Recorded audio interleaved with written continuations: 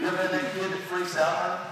Remember one of my first years as a high school coach, I looked and I was talking to a center in Cincinnati, and I walked over and I said something really harsh. It was very harsh. I never will forget it. She came to the huddle, and I said, "Sweetie," and she started crying. And then at that point, I knew that either we're going to need to be sponsored by Kleenex, or I'm going to have to get a new set. This is crazy. I said, "Yes, sweetie, sweetie." That was exactly what I said, and she wept. Psychologically, you're going to make sure that you don't have enough jobs running the show. Remember, I said that who do you want touching the ball? You know, I want somebody touching the ball that's going to have a clue. Emotionally stable, composed under pressure. You know, you got to find that out. How do you find that out? You watch them. You watch them in drills. You put them in hot water early and figure out, can this kid handle what I'm going to need him to handle? You know, that's a huge deal. You know, let these guys do what they got to do before, you know, in practice. They can't do it in practice. They can't do it again. Intelligent. Ability to make smart decisions. Here's the type of smart decisions I'm talking about. And this is, you're gonna think back about this clinic and you're gonna go, this guy is a genius. If you have a hitter who's hit 10 balls for 10 kills, 10 swings, 10 kills, here's an idea. Set that kid. Set that kid. But if you ask your setters, hey, who's hot? And then they look around. I had a couple of years ago, I asked the setter, I said, who's your money ball? Who is your money player? And the girl looked at me and she said, Taylor. I said, Taylor's in the back row. Taylor's not in the front row. I said, look at it. And then all of a sudden she goes, Darcy? No, not Darcy. Darcy just had 3 straight hitting years. You're great. T. Oh, it was T. T's it. T. T can't have all out of a bag right now. T, not T. She's looking around and said, Lindsay, the kid on the right side, the kid who's now had 6 swings for 6 kills.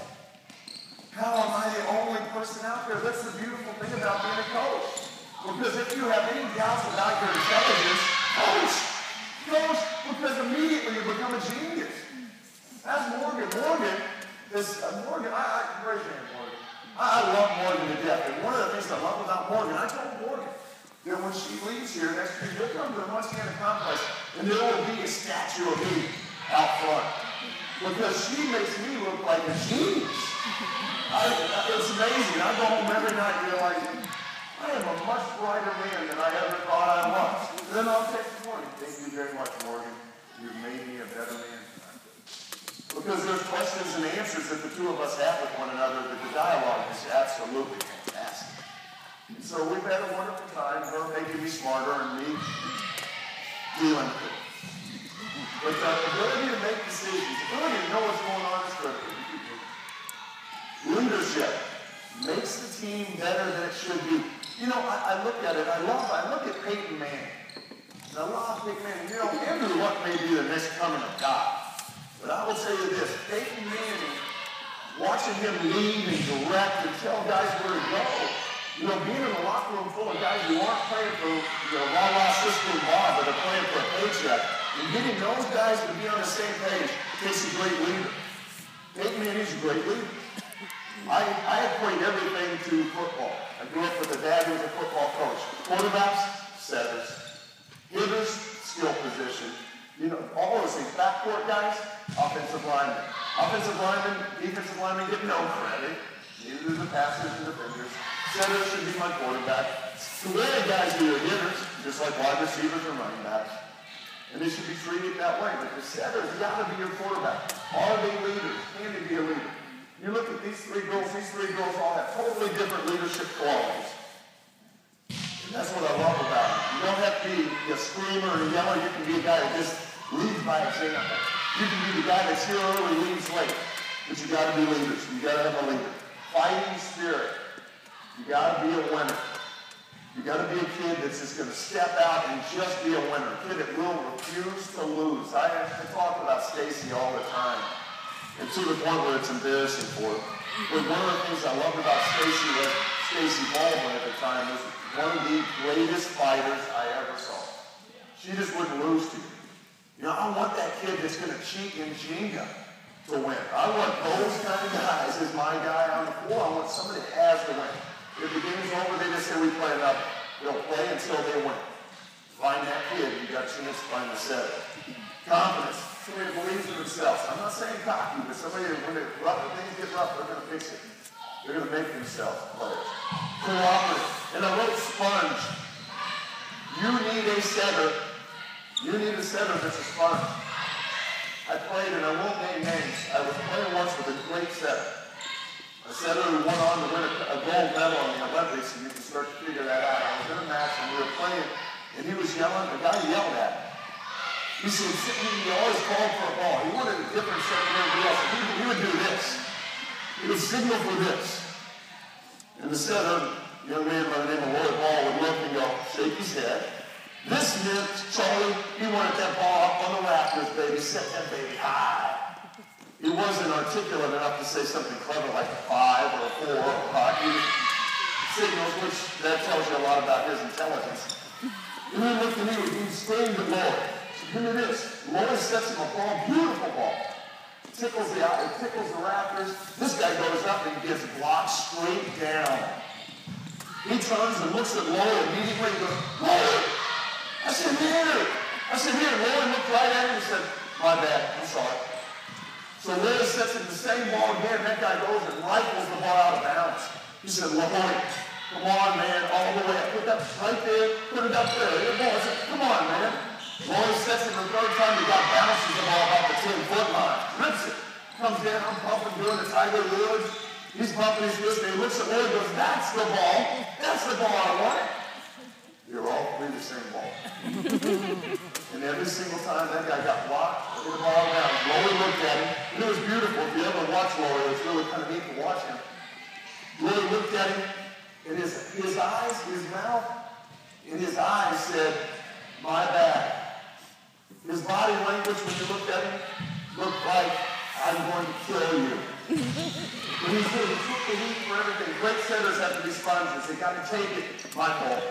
That was my bad. I'll do better next time. You got to have that about you. That's a characteristic. Find that kid that's a servant leader that will be willing to make other people better and sacrifice themselves, and you'll find a great setter. Physical, find somebody quick. You got to be fast or efficient. I watch these guys. I would tell the stage for training, Morgan's extremely efficient. I would never say Morgan is fast. She's efficient. Mara's probably a little quicker, and I would go somewhere in between the two with Miss Mays. But not lightning fast. Not lightning fast, but very efficient in movement. Balance, good body control. We're going to work on balance. We're going to show you a couple things about balance when we get going here. Bigger hands. The bigger and stronger your hands, the better the setter. A lot of times you'll look at your high school teams and your setter will have like gerbil paws. You have these little hands and you're going, that's going to be really tough. You know where little hands come into play? They're the friends of officials. Because kids with little hands get called for hands more often. Because the ball will come out spinning. They can't get their hands around the ball. Strength, ability to set the ball a long distance. I do believe your setters have to be physically strong. More than anybody else, and Morgan will tell you, I harp on being physical. I'm not a guy who's big on finesse. We don't give critiques, it's not gymnastics. We don't stand up and she says, so if Miss Nate sets the ball and they don't stand up and hold up 9.5. That doesn't happen in our game. We'll critique on whether the ball bounces on the floor. And so I want somebody who's physical. I don't need finesse. I don't need something that looks sharp. I need something that gets it done. And then ultimately technical. Consistent contact point. One of the things we'll hear me walk with these guys, hands up. We go with what we call 11 o'clock hands. Our setters are way up here. 11 o'clock, 12 o'clock, 11 o'clock. So they're going to have a consistent contact point. The other thing you'll see with the setters, and we'll work on it, one of the reasons your setters struggle is their contact point is here, here, here, here. It's like a bullseye. It goes in a circle. If my release point is at a different point every time, the ball will be set to a hitter at a different point. So if I drop my hands, the ball loops up. If I move my hands to the right, the ball shifts off. If I move my hands left, it shifts out. It's got to be one consistent release point. It's like watching a good pitcher in baseball. Remember Pedro Martinez, those guys that watch baseball. I love watching him because every pitch he threw was out of the same release point. And so it's harder to pick up what he's doing. Same here with the setter. You know, these guys have just finished their season at Ball State, can tell you. The release point is critical. If my release point varies with each set, so will the set, and so will the consistency of play, and most importantly, the confidence of the hitter. Because if you watch your high school team, you will have kids take 2 steps towards the ball and stop. They'll slow down their approach. They never know where the ball's going. Let's face it. Now, if this setter doesn't know where the ball's going, the hitter probably doesn't. And so we need to make sure that that release point is the same. Shape of our hands. Coaches, please look at this. Shake your hands. I always talk to kids, if you were going to grab a 2-liter jug, 2-liter bottle, or a pitcher, and drink it, you would grab it like this. That's how you should test your set. You should put a pitcher on the table and ask the kid to come up and grab it. If the kid comes up and grabs the pitcher like this, come on. That's what it is, because a lot of you guys are going, that doesn't happen. Oh my God. Edward Hansen said it like, who's the setter? The kid, Brian. Oh. She goes, I said him in earth, my thumb's alive. Yeah, go figure. That would blind your middle blocker. Last thing we need is edifice out here. Come on, man. Get those thumbs back. Thumbs back. In the shape of the ball. Grab and drink, shape of the ball. Body posture. Hips behind the ball. We have too many setters leaning this way, leaning this way. Just good body posture. The last thing I put, and I love this, this is how they critique quarterbacks in the NFL. I don't know if you're aware of this. This is RG3 and all of those guys. They base it on 3 things. Accuracy, anticipation, and awareness. I love those lines. I was listening to Mel Kiper talking. This is setter. You want a setter who's incredibly accurate.